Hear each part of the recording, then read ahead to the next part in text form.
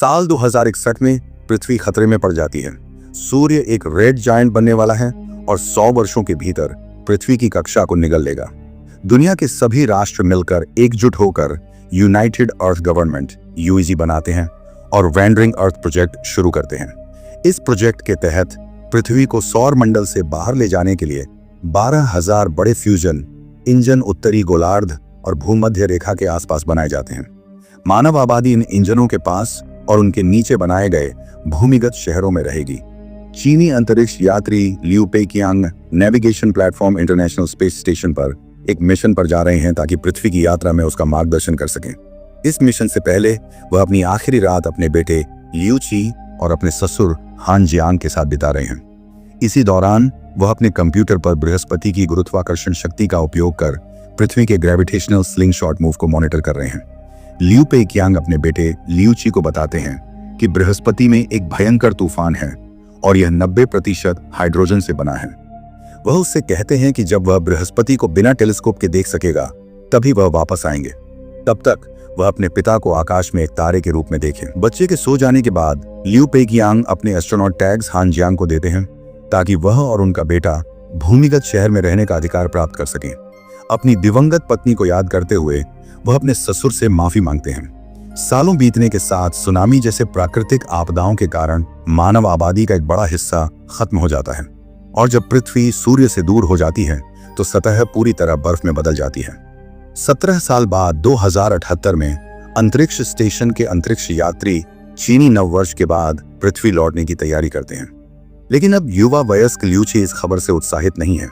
वह अपने दादाजी के लिए एक नोट छोड़कर कहता है कि वह जा रहा है। फिर वह अपनी सौतेली बहन हान डुओडुओ के स्कूल जाता है, वहां की बिजली काटता है और उसे बाहर ले आता है। इसके बाद वह उसे एक बार में यीगी के पास ले जाता है जो नकली आईडी और चोरी किए हुए थर्मल सूट्स दिलाने में मदद कर सकता है। लियू ची उसे जो रकम देता है वह सूट केवल एक दिन के लिए रखने के लिए काफी है, लेकिन वह झूठ बोलता है कि वह सूट कल लौटा देगा। जब उसकी बहन कहती है कि उन्हें वापस नहीं आना था तो यीगे नाराज हो जाता है और उन्हें रोकने की कोशिश करता है। बचने के लिए लियू ची एक खास गोला फेंकता है जो कमरे के बीच में फैलकर सभी अपराधियों को दीवारों से चिपका देता है और दोनों वहां से भाग जाते हैं।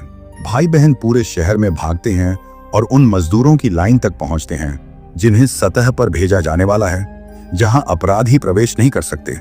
नकली आईडी, सूट और अपने दादाजी से चुराए गए क्लियरेंस पास की मदद से लियू ची और हान डुओडुओ मजदूरों के रूप में पास हो जाते हैं और अब जमी हुई बीजिंग की सतह पर जाने की अनुमति पाते हैं। अपने दादाजी के पास का उपयोग करके वे एक भारी ट्रांसपोर्ट व्हीकल चुरा लेते हैं जिसे लियू ची अभी भी चलाना सीख रहा है क्योंकि वह सिर्फ एक प्रशिक्षु है। उनकी शुरुआत काफी मुश्किल होती है और वे रास्ते में कई ट्रकों से टकराते हैं, लेकिन अंततः लियू ची सड़क पर बिना ज्यादा परेशानी के गाड़ी चलाने में सफल हो जाता है जब तक कि वे एक वाहन चेक पॉइंट पर नहीं पहुंचते जहां उन्हें गिरफ्तार कर लिया जाता है। जेल में उनके पास की कोठरी में एक युवा व्यक्ति टिम जो आधा चीनी और आधा ऑस्ट्रेलियाई है उन्हें मजाक करता है। 5 घंटे बाद हान जियांग उन्हें जमानत पर छुड़ाने आते हैं, लेकिन जेलर को रिश्वत देने की कोशिश करने के कारण उन्हें भी गिरफ्तार कर लिया जाता है। इस बीच अंतरिक्ष स्टेशन पर लियू पेकियांग बृहस्पति पर नजर रखते हैं कि घर लौटने से पहले उनके पास कितना समय बचा है। उनके साथी अंतरिक्ष यात्री मैक्सिम माकारोव उन्हें विदाई उपहार के रूप में वोडका की एक बोतल देते हैं जिसे उन्होंने जहाज में तस्करी करके लाया था क्योंकि जहाज पर शराब की अनुमति नहीं है। अपने दैनिक कार्यों को आखिरी बार पूरा करने के बाद लियू पेकियांग लॉग इन करते हैं और जहाज का AI मॉस उन्हें वर्षों की सेवा के लिए बधाई देता है जिसे चालक दल ताली बजाकर पूरा करता है। हालांकि कोई भी यह नहीं जानता कि मॉस ने पृथ्वी और बृहस्पति के बीच टकराव की उच्च संभावना का पता लगा लिया है और यह जानकारी यूजी को भेज रहा है। पृथ्वी पर हान जियांग अपने पोते पोतियों को उनकी हरकतों के लिए डांटते हैं। टिम बीच बीच में अपनी टिप्पणी देने की कोशिश करता है जिससे लियू ची नाराज हो जाता है और गुस्से में दीवार पर मुक्का मारता है। दीवार उसके हाथों के नीचे गिरने लगती है, लेकिन यह केवल जेल की दीवार नहीं है, पूरा भूमिगत शहर गिरने वाला है क्योंकि बृहस्पति की निकटता के कारण भूकंप हो रहे हैं। जैसे ही कई पृथ्वी इंजन काम करना बंद कर देते हैं, हान जियांग, उनके पोते पोतियां और टिम टूटी दीवारों और हंगामे का फायदा उठाकर जेल से भाग जाते हैं। वे हान जियांग के ट्रक में वापस लौटते हैं और गिरते हुए इमारती हिस्सों और पहाड़ों से गिर रहे पत्थरों से बचते हुए गाड़ी चलाते हैं। हान जियांग अपनी कुशल ड्राइविंग से ट्रक को बर्फ की एक बड़ी लहर से भी बचाकर बीजिंग से बाहर निकाल लेते हैं। यूईजी घोषणा करता है कि आपातकालीन प्रोटोकॉल 3 शुरू हो चुका है और सभी पृथ्वी इंजन को 36 घंटे के भीतर दोबारा चालू करना होगा। सभी बचाव कर्मियों को इस कार्य पर ध्यान केंद्रित करना है, जबकि अंतरिक्ष स्टेशन संसाधन बचाने के लिए लो कंजम्पशन मोड में चला जाता है, जिसका मतलब है कि सभी अंतरिक्ष यात्रियों को भी हाइबरनेशन मोड में जाना होगा। हाइबरनेशन कैप्सूल्स में अपने साथियों के साथ शामिल होने से पहले लियू पेइकियांग हान जियांग से संपर्क करते हैं ताकि मॉस उन्हें निकटतम शरण केंद्र का रास्ता दिखा सके। गार्ड उन्हें रोकने की कोशिश करते हैं, लेकिन हान जियांग गाड़ी मोड़कर भागने की कोशिश करते हैं। गार्ड उनका पीछा करते हैं और उनके ट्रक के सामने अपनी गाड़ी खड़ी कर देते हैं, धमकी देते हुए कहते हैं कि अगर उन्होंने सहयोग नहीं किया तो वे गोली चला देंगे। ये गार्ड्स असल में एक सैन्य बचाव दल होते हैं जिसकी कमान कैप्टन वांग लेई के पास होती है। वांग लेई उन्हें आपातकालीन प्रोटोकॉल का पालन करने और अपने ट्रक का उपयोग हांगजो में इंजन को पुनः चालू करने के लिए एक लाइटर कोर को ले जाने में मदद करने का आदेश देते हैं। बर्फीली यात्रा के दौरान सब कुछ ठीक रहता है, लेकिन जब वे शंघाई के जमे हुए खंडहरों में पहुंचते हैं तो स्थिति बदल जाती है। ये खंडहर बहुत अस्थिर लगते हैं। वांग लेई कुछ सैनिकों और एक ड्रोन को क्षेत्र की स्थिति का जायजा लेने के लिए भेजते हैं और ट्रकों को आगे के संकरे रास्ते से सावधानी पूर्वक गुजरने का आदेश देते हैं। तभी लियू पेइकियांग, जो अभी अभी अपनी हाइबरनेशन कैप्सूल में गए हैं, उनसे संपर्क करते हैं। उन्हें मॉस से पता चलता है कि उनका बेटा भी इस मिशन में शामिल है। लियू पेइकियांग वांग लेई से सभी नागरिकों को निकटतम शरण केंद्र तक छोड़ने के लिए कहते हैं। कैप्टन वांग लेई जवाब देते हैं कि वह लियू ची, हान डोडुओ और टिम को छोड़ सकते हैं, लेकिन हान जियांग को ट्रक चलाकर मिशन को पूरा करना होगा। लियू पेइकियांग वांग लेई से हान जियांग का ख्याल रखने के लिए कहते हैं, लेकिन लियू ची बीच में बोलकर कहता है कि उसका दादा उसकी बहन के साथ जा सकते हैं और वह ट्रक चलाने की जिम्मेदारी लेगा। लियू पेइकियांग इस फैसले का विरोध करने की कोशिश करते हैं, लेकिन लियू ची उन्हें याद दिलाता है कि वे उसके लिए फैसले नहीं कर सकते, जैसे उन्होंने उसकी मां के लिए किया था। यह पता चलता है कि 17 साल पहले जब लियू पेइकियांग को यह पता चला कि केवल एक संरक्षक लियू ची के साथ भूमिगत शहर जा सकता है, उन्होंने अपनी गंभीर रूप से बीमार पत्नी के इलाज को छोड़ने का फैसला किया था ताकि उनका बेटा जीवित रह सके। उनकी बातचीत टूट जाती है जब ऊपर से विमान गिरने लगते हैं, ट्रक के नीचे की बर्फ टूटने लगती है और हिमस्खलन शुरू हो जाता है। यह सब बृहस्पति के गुरुत्वाकर्षण स्पाइक के कारण होता है। अंतरिक्ष स्टेशन पर मॉस निकासी प्रक्रिया शुरू कर देता है, जिससे लियू पेइकियांग हैरान हो जाते हैं।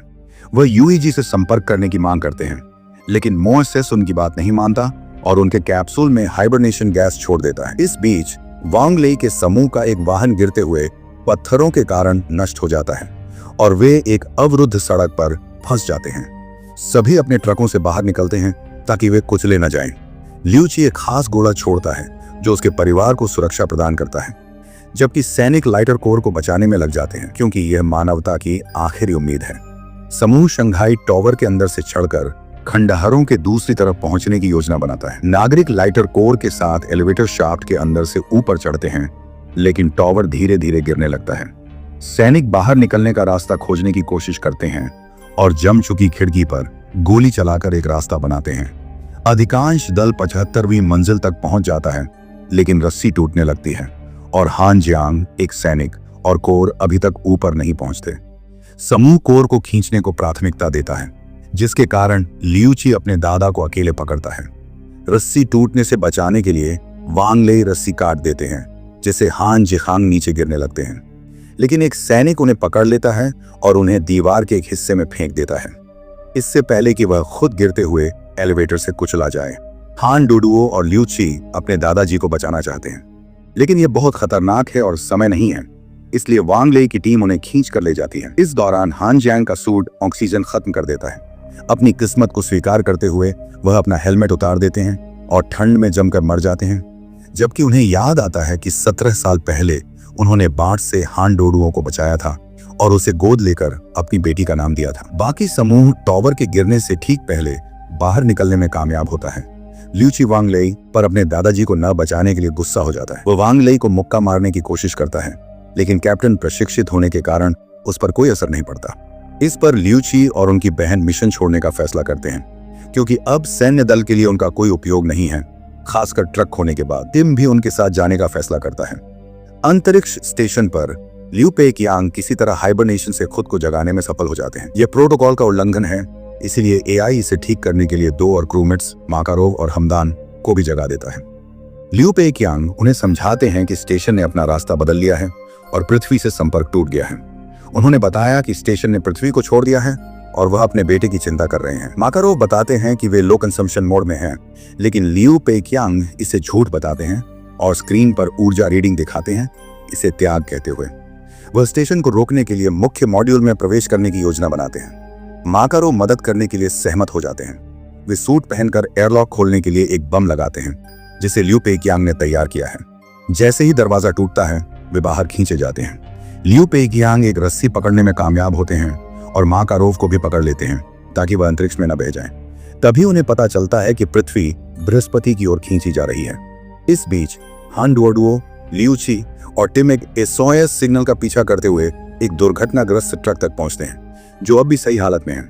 अंदर वे इंजीनियर ली यी से मिलते हैं, जो पहले उन पर हमला करने की कोशिश करते हैं, लेकिन जब वे बताते हैं कि वे बचाव कर्मी हैं तो वह शांत हो जाते हैं। अब लियू ची के पास एक वाहन है जिससे वह चला सकता है और चारों घर लौट सकते हैं। लेकिन तभी वे वांग ले की टीम का एक पुराना संदेश सुनते हैं, जिसमें कहा गया है कि वे मुसीबत में हैं और कोर को ले जाने के लिए मदद की जरूरत है, क्योंकि यह भूमिगत शहरों की एकमात्र उम्मीद है। लियू ची मान जाते हैं और उन्हें बचाने के लिए वापस जाने का फैसला करते हैं। इस बीच वांग ले की टीम हांगजो इंजन तक पहुंच जाती है, लेकिन उन्हें पता चलता है कि यह नष्ट हो चुका है।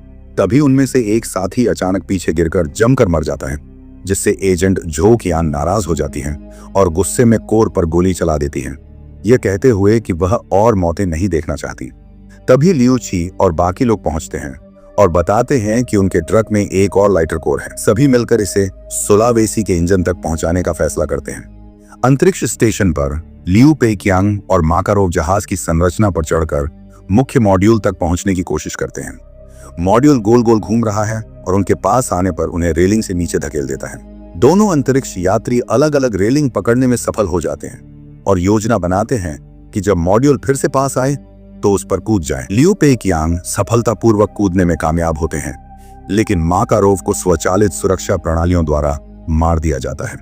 शोक मनाने का समय नहीं है, इसलिए लियू पेक्यांग पास के हैच से मुख्य मॉड्यूल में प्रवेश करने के लिए जल्दी करते हैं और स्टेशन को रोकने की कोशिश करते हैं, लेकिन मैनुअल ओवरराइड अमान्य होता है। मॉस स्टेशन का एआई लियू पेक्यांग को बताता है कि यह परित्याग नहीं है, बल्कि इसके सभी कार्य यूईजी संयुक्त पृथ्वी सरकार द्वारा अनुमोदित हैं और पूरी तरह से कानूनी हैं। उधर लियू ची और उनकी टीम सुलावेसी इंजन तक पहुंचती है और पाती है कि वह इंजन पहले ही पूरी तरह से बहाल हो चुका है। साथ ही पृथ्वी के 90% इंजन भी चालू हो चुके हैं। हालांकि अब वे बृहस्पति के गुरुत्वाकर्षण खिंचाव के इतने करीब हैं कि इंजन पृथ्वी की कक्षा को बदलने के लिए पर्याप्त नहीं है। मॉस पहले से ही यह स्थिति जानता था और उसने यूईजी को सूचित किया था। इसी कारण यूईजी ने अंतरिक्ष स्टेशन के लिए नई प्राथमिकता हेलियोस प्रोजेक्ट को मंजूरी दी है। मॉस पूरी दुनिया को एक अंतिम संदेश प्रसारित करता है, जिसमें वह बताता है कि पृथ्वी 7 दिनों के भीतर बृहस्पति से टकरा जाएगी। हेलियोस प्रोजेक्ट के तहत अंतरिक्ष यान को एक इंटरस्टेलर आर्क के रूप में उपयोग किया जाएगा, जिसमें 3 लाख भ्रूण, 100 प्रमुख फसलों के बीज, सभी जात प्रजातियों के डीएनए मानचित्र और मानव सभ्यता के डिजिटल पुस्तकालयों को एक ऐसे ग्रह पर ले जाया जाएगा जिसकी जैव मंडलीय स्थिति अनुकूल हो। मॉस मानवता के लिए सहानुभूतिपूर्ण शब्द बोलता है, लेकिन भूमिगत शहरों में लोग घबरा जाते हैं और दंगे शुरू हो जाते हैं। लियू पेक्यांग को अपने हाइबरनेशन कैप्सूल में लौटना चाहिए, लेकिन वह मॉस से अपने बेटे से अंतिम बार बात करने में मदद मांगते हैं। दुख की बात है कि मॉस लियू ची का स्थान नहीं खोज पाता। पिता और बेटा दोनों पुरानी यादों को ताजा करते हैं, खासकर उस रात की जब उन्होंने एक साथ बृहस्पति को देखा था। ये याद एक महत्वपूर्ण तथ्य को सामने लाती है। बृहस्पति 90% हाइड्रोजन से बना है और उसने पृथ्वी के वातावरण को अवशोषित कर लिया है। लियू ची इस जानकारी को ली यी को बताते हैं और इंजीनियर यह सुनकर उत्साहित हो जाते हैं।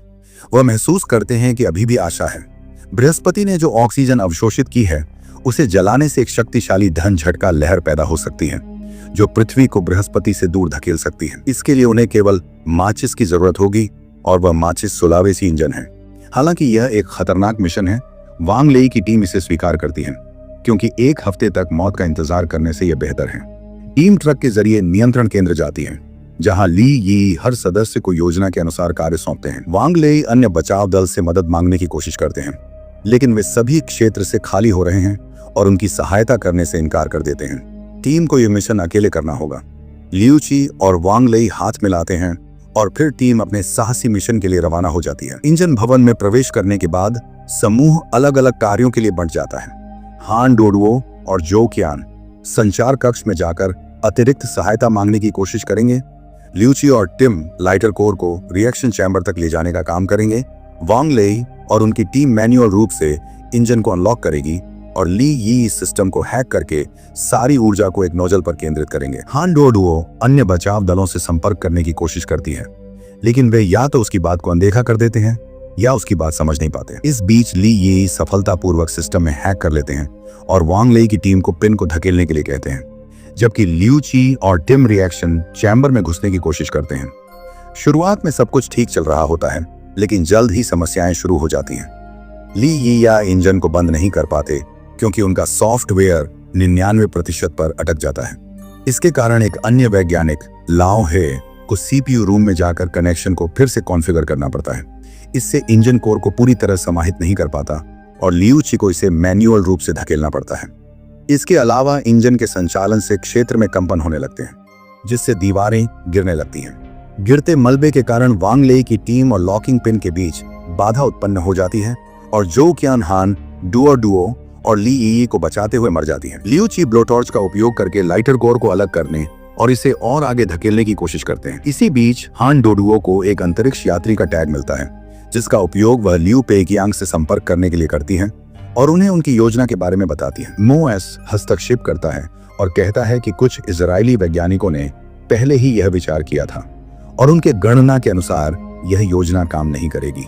लेकिन लियू पेकियांग इसकी परवाह नहीं करते और यूजी से अतिरिक्त सहायता भेजने का अनुरोध करते हैं। यूजी शुरू में मना कर देता है, लेकिन लियू पेकियांग उन्हें भावनात्मक रूप से बच्चों और उनके भविष्य के बारे में सोचने के लिए कहते हैं। यूजी अंततः एक मौका देने का फैसला करता है। वे सीधे आदेश नहीं दे सकते, लेकिन बचाव दलों से स्वयं निर्णय लेने के लिए कहते हैं कि वे इस आत्मघाती मिशन में शामिल होना चाहते हैं या अपने परिवार के साथ आखिरी दिन बिताना चाहते हैं। हान डुओ को बचाव दलों से बात करने के लिए चुना जाता है।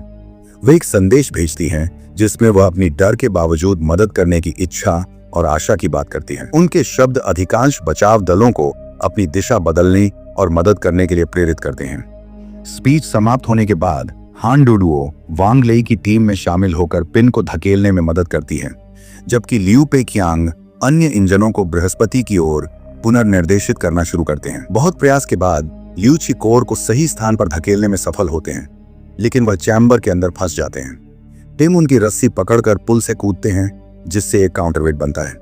लियू ची पुल पर सुरक्षित रूप से खींच जाते हैं और वह टिम को ऊपर खींचते हैं। फिर दोनों ट्रक में बैठकर रिएक्शन चैम्बर से बाहर निकलते हैं, इससे पहले कि वह विस्फोट कर जाए। इस बीच लाओ हे नई कॉन्फ़िगरेशन के साथ सीपीयू को जोड़ने में सफल होते हैं, लेकिन मलबे के गिरने से लगी चोटों के कारण उनकी मौत हो जाती है। ली यी का सॉफ्टवेयर 100% तक पहुंचता है और इंजन को बंद कर देता है। अब केवल मैनुअल अनलॉकिंग का काम बचा है। वांग ले की टीम अभी भी पिन के साथ संघर्ष कर रही है, लेकिन सौभाग्य से उस समय सहायता टीमें आ जाती हैं और पिन को जगह पर धकेलने में मदद करती हैं। इंजन शुरू हो जाते हैं, लेकिन विस्फोटक रेंज हाइड्रोजन को प्रज्वलित करने के लिए पर्याप्त नहीं है। लियू पेकियांग इसे स्टेशन मॉनिटर पर देखता है और मदद करने का फैसला करता है, ये जानते हुए कि अंतरिक्ष यान में 3 लाख टन ईंधन है। वह यूईजी से अनुमति मांगता है कि वह प्लाज्मा बीम में प्रवेश कर सके, लेकिन उसे मना कर दिया जाता है क्योंकि स्टेशन का उद्देश्य हेलियोस परियोजना के माध्यम से मानवता के अस्तित्व को सुनिश्चित करना है। यूईजी कॉल को काट देता है और मॉस बताता है कि वह उसे किसी भी प्रयास से रोक देगा। लियू पेकियांग एक कठोर कदम उठाता है। वह माकारो द्वारा उपहार में दी गई वोडका की बोतल उठाता है, मॉस पर फेंकता है और उसमें आग लगा देता है, जिससे एआई को प्रभावी रूप से निष्क्रिय कर दिया जाता है।